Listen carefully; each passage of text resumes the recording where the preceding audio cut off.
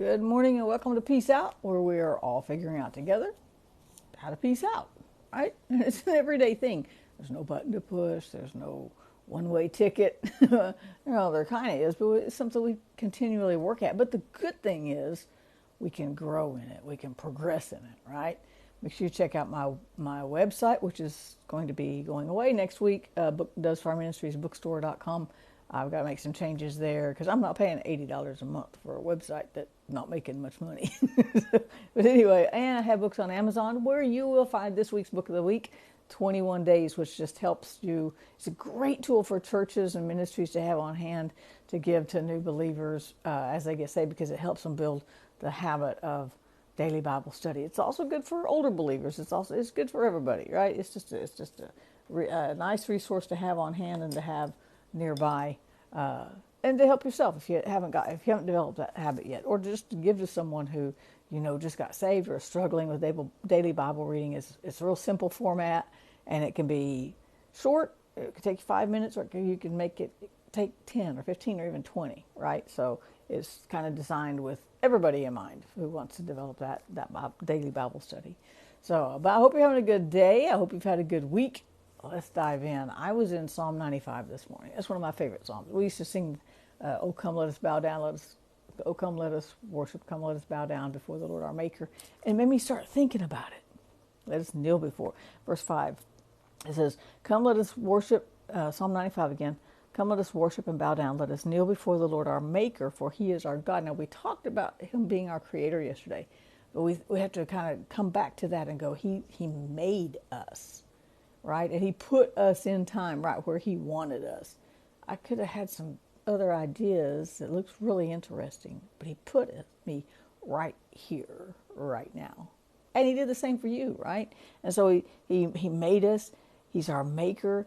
And then listen to this. He says, "For He is our God. We are the people He watches over, and the sheep under His care." And I started thinking, He made us. So when somebody manufactures something, or when somebody makes something, they usually print out a handbook, a manufacturer's handbook, or a manufacturer's instructions on how to put something together. It even gives you a troubleshooting guide. Well, we have a troubleshooting guide right here, right? Our Bible is our troubleshooting guide. Our Bible is our manufacturer's handbook. So we figure out how the maker intended for his creation, to interact with Him, to live in this life, to have peace. That's one of the reasons Jesus said, "I'm leaving you my peace." It's a guarantee. It's here. We just have to figure out how to turn that button on and how to let it reign in our hearts. We have peace. We have grace. We have mercy. He loves us. Those things are given, and they're not going to change. But sometimes walking it out and finding the practical application of the Word is there's kind of a glitch. But you know what? It's all right here. It's all right here. The manufacturer's guidebook, the manufacturer's handbook, I should say, can help us stay in that peace, can help us find peace in the middle of the storm.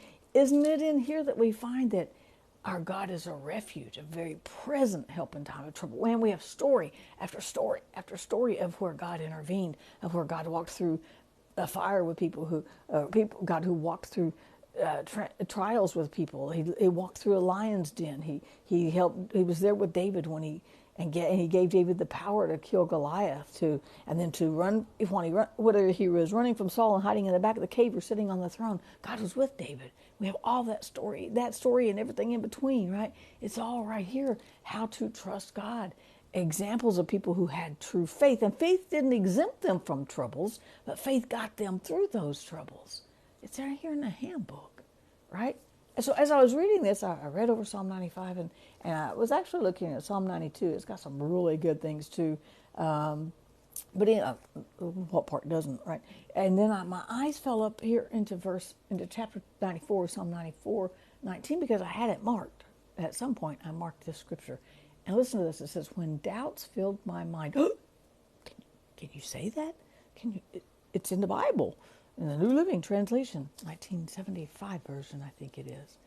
David said, whoever wrote this psalm, probably David, said, "When doubts filled my mind." See, sometimes we're told we can't even speak that we have doubt, or don't even speak that we don't understand something, or don't speak that you don't comprehend something. But there's a lot of stuff out there to not comprehend. There's a lot of stuff out there that can bring doubts. There's a lot of stuff out there and in here that breeds anxieties. We can say it.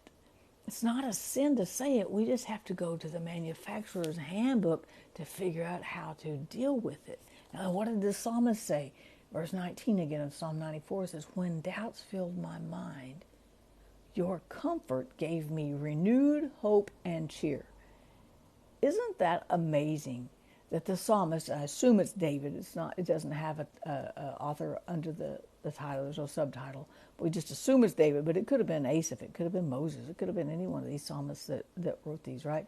When doubts filled my mind, your comfort gave me renewed hope and cheer. You know what I got out of that verse? The most thing I got out of that verse was that when the psalmist doubted, and he even knew he was doubting, right? God didn't distance himself. God didn't say, "Oh, unplug him. Manufacturer defect," right? God made us. He knows we're going to experience doubt. He knows we're going to experience fear. He knows we're going to experience joy. He knows we're going to experience, and it can be extreme, and for some of us it's very fast, like way up here, and then way down here, and then way back up here, and then we level out, right? Hopefully, right? But he knew we were going to have all these emotions because in Psalm 95 he says, he is our maker, right? But right here is when he said, when doubts filled my mind, God didn't unplug the psalmist. God didn't say, well, you just lost everything. So you have no faith. That's it. I'm out of here. Throw this dude away. No, it said your comfort gave me renewed hope. Right there, when he was acknowledging his doubts, he said, I've had doubts. And when I had them, God's comfort renewed my hope. God's comfort met him right where he was. He didn't discard him. God didn't say, just unplug him and throw him away. He didn't say, oh man, this one's so broken beyond repair, let's just make a new model.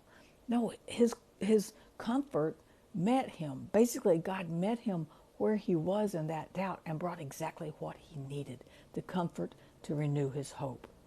Why? Because in verse 7, 6 and 7 of Psalm 95, come, let us worship and bow down. Let us kneel before the Lord, our Maker. He is our God. We are the people he watches over, the sheep of his care. See, doubt can be like the bear or the lion that came after the sheep. And David said, not today. You ain't taking my sheep. God has that same tenacity towards us. Not today. And he brings that comfort in there. He brings that love in there. He brings that mercy in there. He brings that peace in there. And all we have to do is go, man, God does know how I work. He does know how I function. He does know when I doubt. And he doesn't unplug everything and go, well, this one's a loss.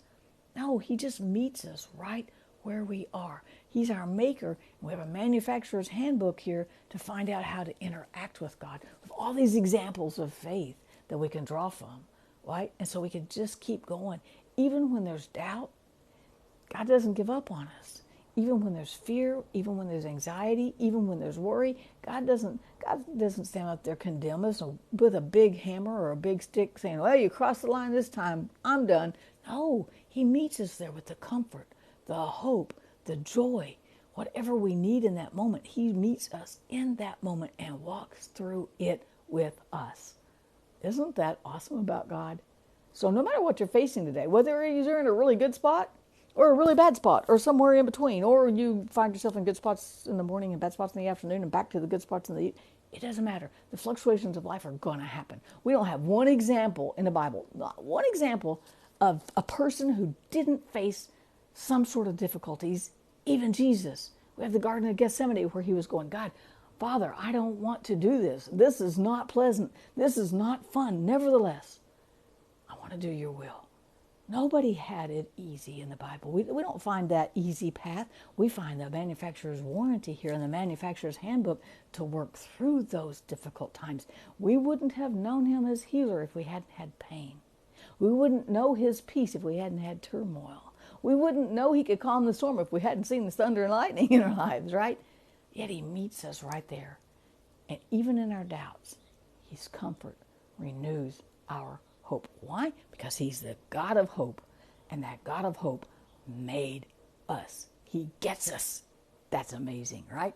And that's why I can peace out. Peace out, you guys. Have a great day. Have a great weekend. I'll see you bright and early Monday morning.